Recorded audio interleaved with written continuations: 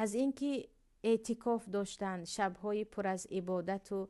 پر از دعا داشتن، میبینید که چقدر ایمان قوی هم داشتن و در زمان خود برابر بزرگترین دو دولت که دنیا را تقسیم کرده بود، یکی روم، اروپای امروزه، یکی فارس،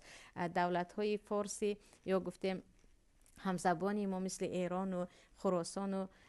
سمرقند و بخارا و این دولت ها، با هر دو این دولت بجنگیدند و کامیاب هم شدند. یعنی قوت ایمان و عبادت های خالصانه به انسان شجاعت می بخشد، به انسان یقین می بخشد، انسان را وادار می کند که چقدر تو قوی هستی وقتی پروردگار با این قوت و قویگی داری. و ما هم عزیزان این ضعف و این بیچارگی که داریم شاید از ضعیفی عبادت هایمان هست. شاید ما در عبادت های خود اینقدر مقصر هستیم، کوتاهی داریم که شجاعت و عمل های ما هم خیلی